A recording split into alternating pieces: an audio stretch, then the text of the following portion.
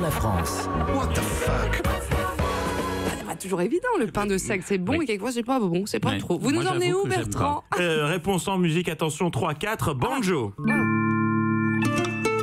Il s'agit de l'indicatif sonore de la RATP. Ariel Wiesman ne l'a pas reconnu, très bien, et oui. pour cause, il ne l'a pas C'est pas un emprunté banjo. depuis des années. Ah, j'étais sûr, mais j'aurais mis un billet qu'il allait me faire une réflexion sur Ça fait l'instrument. des années que vous essayez de nous placer votre banjo. Et ben c'est ce jour est arrivé.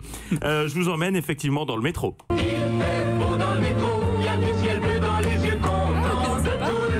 Oui, ça c'est une chanson que j'adore, tirée d'une pub de 1989 à la gloire du métro québécois. Je pense que le parolier n'a jamais pris le métro à l'heure de pointe, sinon il n'aurait jamais écrit. Non, c'est Il fait beau impossible. dans le métro, tout le monde est gai, tout le monde a le cœur au soleil.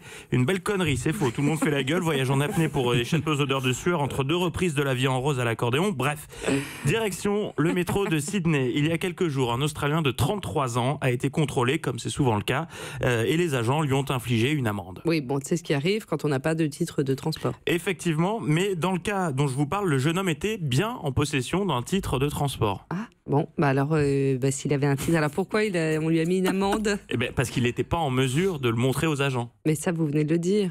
Je vous suis plus, en fait. Qu'il en avait. Mais écoutez, c'est très simple. Cet Australien prénommé Meu Ludo Disco Gamma Meu Meu, c'est son nom. Hein. Aïe. Enfin, c'est son pseudo. Meu Ludo Disco Gamma Meu Meu est un biohacker.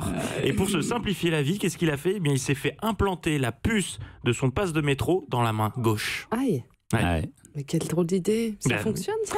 Oui, ça fonctionne parce qu'il a pu voyager sans souci pendant C'est plusieurs semaines. ça me À fait chaque rire. fois, il effleurait le tourniquet, enfin le truc qui se trouve au-dessus du tourniquet pour accéder au métro, et paf, Mais voilà, il non. passait tranquillou. Mais s'il change la technologie entre temps, le gars il est Ah oui, foutu. oui. quoi. Ah C'est un bah, bien beau ouais. passé, il dit ah merde, ils ont Mais le changé gars est les un portes. punk, Ah ouais. surtout. Ah, complètement. Et il y a une vidéo qu'on vous mettra en ligne où vraiment on le voit passer le tourniquet avec simplement sa main gauche. C'est génial. Pratique, mais pas conforme au règlement selon les agents. C'est le mec qu'on met à charger tous les soirs. Oh Parce merde, que, le pluguer, tu sais.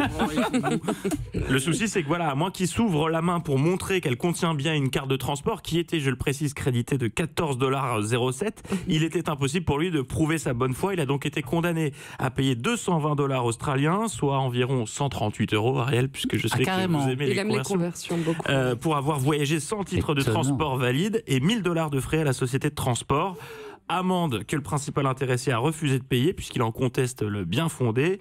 Résultat, la société de transport a porté plainte contre lui, et il y a quelques jours, après des mois de bras de fer, il a finalement cédé, il a plaidé coupable, et son avocat a demandé au métro de Sydney de s'adapter aux nouvelles technologies. Bah oui, Oui, on en mais- reparlera dans quelques Mais années. quand on sait qu'en France, en 2018, les agents sont encore à se planquer derrière des murs pour faire des contrôles surprises, je pense qu'il y a encore du chemin à faire avant que les puces intégrées à la main soient acceptées. Le public se marre, donc ils ont tous eu une expérience.